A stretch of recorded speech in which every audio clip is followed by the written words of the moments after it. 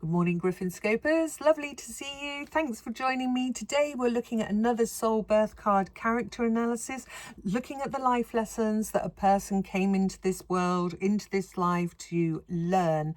So today we're looking at a Hollywood actress, a movie star, somebody who made her acting debut at age 10. She was in her father's film. He pushed her into that role, and she is also the daughter of a scouting coach. So she is a Nepo baby. She's had that unfair advantage above other struggling actors and actresses. So after private schools, she went on to marry a very famous movie star known as Ryan Reynolds. They've been receiving a lot of backlash, not just recently, but also for when they got married, guys, on a slave plantation. So just to be clear, slave plantations are places of absolute brutality where slaves were forced to work against their will, where they were stripped of their humanity. One does question, why would you want to, get married at such a place? But they weren't ignorant. They knew the history of the place and still chose to have good photographs there above what had gone before.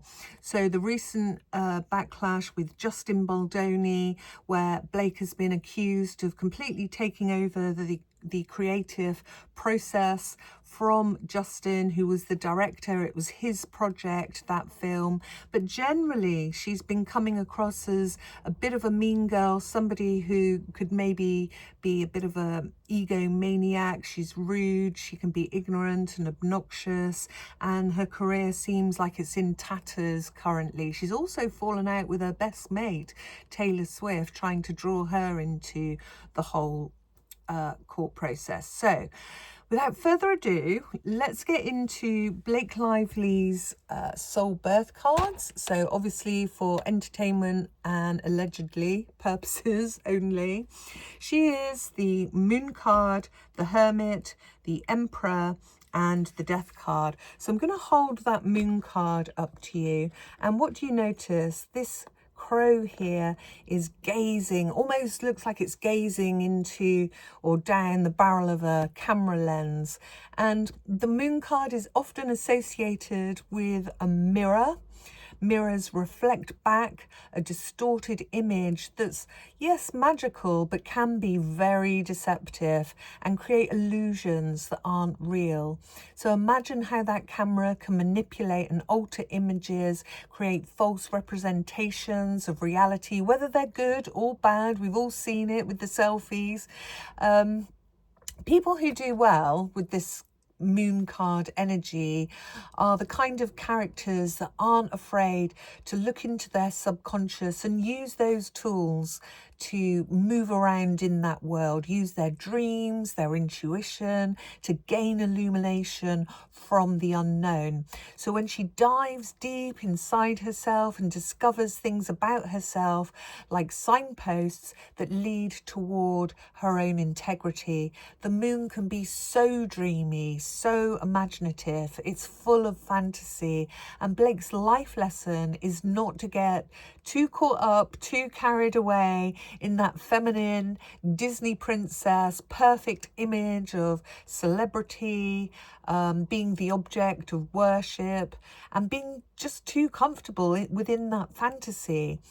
But more allowing deep-seated traits to come up to the surface where they can be analysed by the Hermit energy. So yeah, the moon can keep her very happily deluded, staying in that Disney princess land, but there's no growth. And that's what she came here to do, to grow some spiritual wisdom. She will remain operating at that same level of consciousness, which, I beg the question, which light is she following? Is it the Hollywood spotlight, camera lens, or the spiritual light from the Hermit's lantern?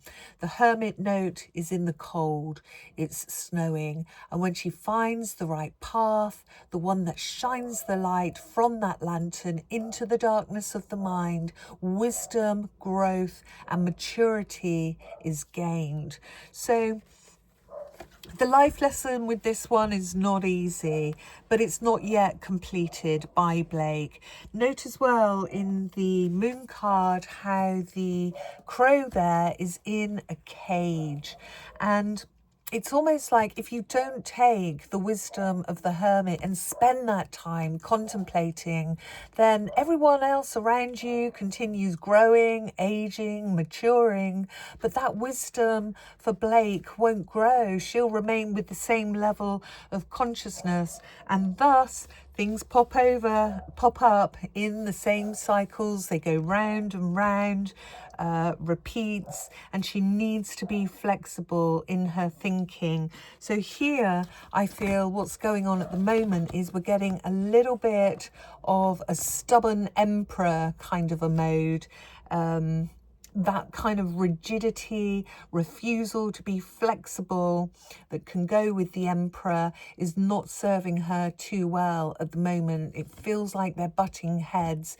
Her obsession with exercising power, wealth, control, fame, grand schemes, you know, she can keep holding the belief that she's you know, more important than she is, but it doesn't serve her.